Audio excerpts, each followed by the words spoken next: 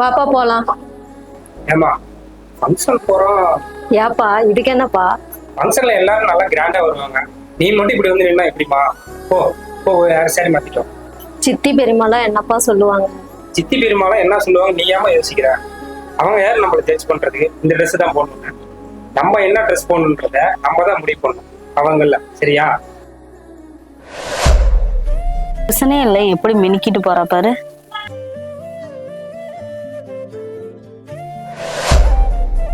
அம்மா நீ என்ன யோசிக்கிறேன்னு எனக்கு நல்லா தெரியும். அதெல்லாம் ஒண்ணும் இல்ல.